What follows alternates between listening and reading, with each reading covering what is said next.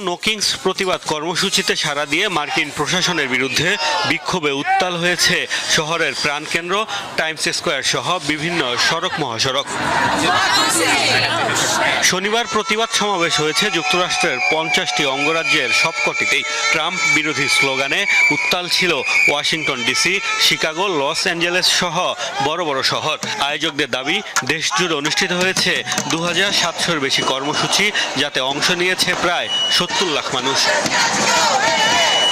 বেশ কিছু বিতর্কিত মার্কিন নীতির বিরুদ্ধে পুঞ্জীভূত ক্ষোভের বিস্ফোরণে এই গণকর্মসূচি।